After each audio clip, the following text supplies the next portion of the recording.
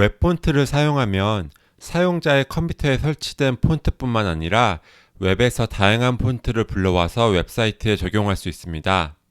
뿐만 아니라 사용자가 어느 플랫폼에서 웹사이트를 이용하든 항상 동일한 글꼴로 텍스트 컨텐츠를 보여줄 수 있다는 장점도 있는데요. 이번 영상에서는 구글 폰트를 통해서 웹 폰트를 웹사이트에 적용하는 방법에 대해서 알아보도록 하겠습니다. 웹사이트에 웹 폰트를 적용하려면 우선 사용하고 싶은 웹 폰트를 골라야겠죠? 대표적인 웹 폰트 검색 사이트인 구글 폰트에 들어왔는데요. 웹사이트 주소가 fonts.google.com입니다. 구글 폰트 웹사이트를 처음 방문하시는 분들은 방대한 양의 웹 폰트에 압도되실 수도 있는데요. 글로벌 서비스다 보니까 당연히 한국어뿐만 아니라 다른 언어로 된 웹 폰트도 만나볼 수 있습니다. 그래서 이 검색바를 통해서 어느 정도 필터링을 해주는 게 중요한데요. 예를 들어서 구글에서 제공하고 있는 웹 폰트인 노토를 입력을 해 보겠습니다. 그러면 이렇게 노토 웹 폰트 시리즈들이 이렇게 나오게 되는데요. 상당히 많죠. 여기 보면 이렇게 구글에서 제공한다고 나오고 있습니다. 그리고 여기 센턴스 부분에다가 제가 안녕하세요라고 한번 입력을 해 보겠습니다. 그러면은 이 아래 보시다시피 이렇게 한국어를 지원하는 웹 폰트에서만 이렇게 미리 보기를 볼 수 있어요. 그쵸? 그래서 이렇게 뒤에 코리안이라고 붙어 있는 이런 웹 폰트에서는 이렇게 안녕하세요라고 표시되지만 일본어용 노토 산스 웹 폰트 같은 경우에는 이제 아무것도 이게 폰트가 깨져서 나오죠. 이거는 영어 버전인 것 같은데요. 마찬가지로 깨져 나옵니다. 그래서 여기서 중요한 게 한국어 웹사이트를 개발하고 계신다면 여기 랭귀지를 코리안으로 선택해 주시면 이렇게 검색 결과가 확연하게 줄어드는 것을 볼 수 있습니다. 그래서 지금 노토 산스 코리안이랑 노토 세리프 코리안이 나오는데요. 그래서 노토를 한번 지워 볼게요. 그러면 이제 31종의 웹 폰트가 나오는데요. 웹사이트와 같이 디지털 매체에서는 많이 쓰이는 이 폰트의 종류가 있어요. 그래서 여기 카테고리를 클릭해 보시면 serif, sans serif, 그 밖에 다양한 종류의 웹 폰트가 있는데요. 이제 serif는 바탕체라고 보시면 돼요. 그래서 serif만 클릭해 보면 이렇게 보통 책이나 신문과 같은 이런 활자 매체에서 이제 가독성이 좋은 폰트의 종류이고요. 우리는 웹사이트에 적용할 거니까 이 세리프 말고 센스 세리프로 골라볼게요. 그러면 이렇게 좀 이제 이런 좀 둥글둥글한 모양의 웹 폰트들을 볼 수 있고요. 센스 세리프는 흔히 고딕체라고 해요. 그래서 세리프 이 바탕체보다는 이 센스 세리프 이 고딕체가 더 웹에서는 가독성이 좋은 것으로 알려져 있습니다. 그래서 센스 세리프와 코리안을 선택하고 이렇게 검색 결과를 보면 그럼 이렇게 검색 결과가 12종으로 좁혀지는 것을 볼 수 있는데요.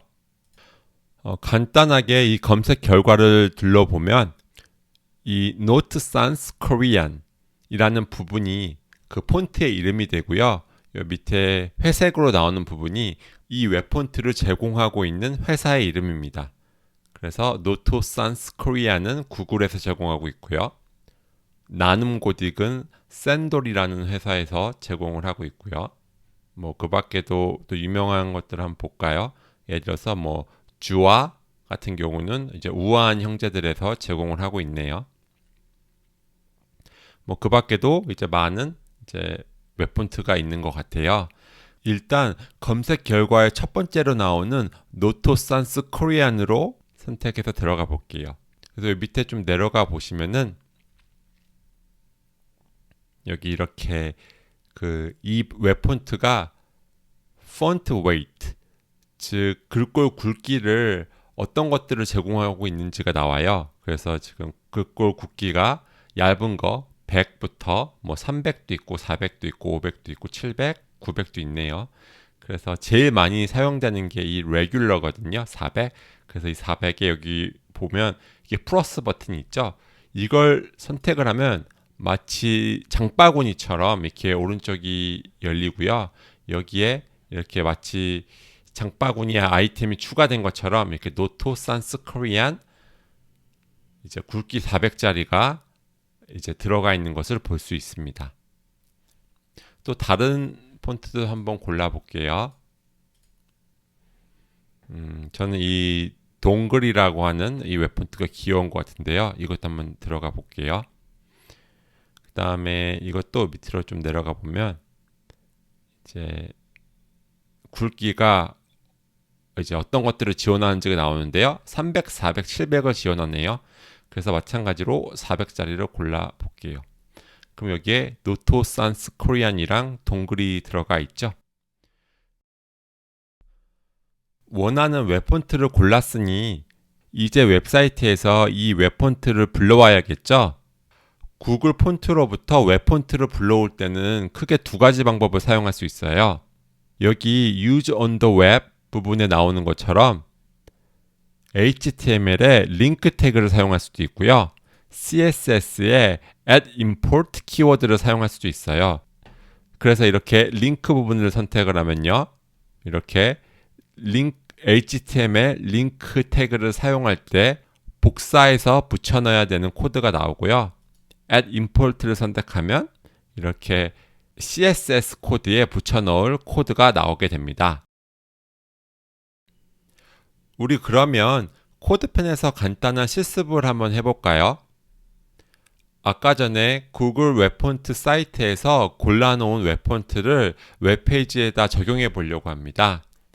그래서 이렇게 간단하게 H1 태그와 H2 태그 그리고 P 태그를 이용해서 이렇게 웹페이지를 하나 간단하게 만들었고요.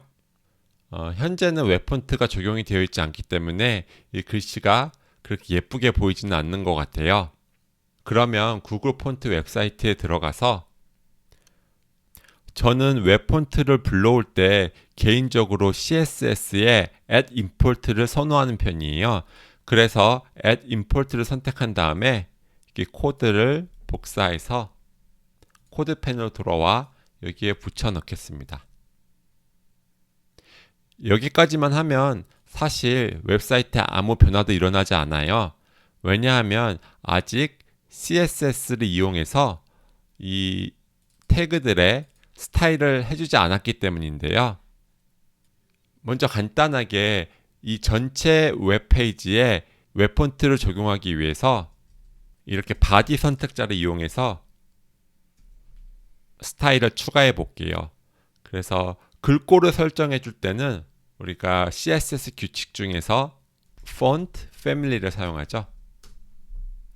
그 다음에 폰트의 이름을 명시해야 되는데요. 정확한 글꼴 이름은 구글 폰트 웹사이트에 들어가면 볼 수 있는데요. 여기 맨 아래 내려보시면 여기에 이렇게 동글 노토 산스 KR이라고 나와 있죠. 사실 여기 아예 CSS 규칙이 전체가 나와 있네요. 그래서 이거를 복사해서 제가 이렇게 붙여 넣어 보겠습니다. 그러면 여기 오른쪽 웹페이지에 글꼴이 바로 바뀌는 것을 볼 수 있으시죠? 여기서 한 가지 눈여겨볼 부분은 여기 우리가 선택한 노토 산스 KR 말고도 여기 뒤에 산스 세리프라고 하는 글꼴이 하나 더 추가되어 있는 건데요. 이렇게 웹폰트가 다운로드가 되지 않는 환경을 대비해서 이렇게 기본 글꼴도 함께 명시해 주는 것이 좋은 관행입니다. 이번에는 이 H2 부분에만 우리가 골랐던 다른 폰트, 즉 동글을 한번 적용해 줘 볼게요. 그래서 여기 보면 이 동글에 대한 CSS 스타일 코드가 있죠. 이것을 복사해서 다시 코드펜을 열고 여기 아래에 이번에는 H2 요소만 지정을 해줘야 되죠. 그 다음에 복사해온 CSS 코드를 붙여 넣으면 여기 이렇게 H2 부분만 글꼴이 바뀌는 것을 볼 수 있죠. 예를 들어서 나는 이 동글이 마음에 들어서 웹페이지 전체에 사용하고 싶다. 그러면 이 노트 sans kr 대신에 동글을 이 body 선택자에 적용을 해주면 되겠죠? 네, 이런 식으로요. 그러면 웹페이지 전체에 동글이라고 하는 웹폰트가 적용이 되고요. 뭐 반대로 뭐 나는 p 태그에만 노트 sans kr를 쓰고 싶다. 그러면은 네, 이렇게 붙여넣게 되면 이렇게 마지막 p 부분만 다른 글꼴이 적용되는 것을 볼 수 있습니다. 영상을 마치기 전에 제가 현재 구글 폰트에서 검색이 되는 모든 종류의 한글 고딕체 웹폰트를 여기에 차례대로 적용을 한번 해 보았습니다. 여기 보면 at import에 있는 이 URL이 아까보다 훨씬 긴 것을 볼 수 있죠. 여기 자세히 보시면 이렇게 여러 가지의 글꼴이 적용되어 있는 것을 볼 수 있고요. 그 다음에 제가 CSS의 nth of type이라고 하는 선택자를 이용해서 이렇게 각 p 태그에다가 다른 폰트를 적용을 해 주었어요. 그래서 이 첫 번째 p 요소에는 이 블랙 앤 화이트 픽처라고 하는 웹폰트를 적용을 했고요.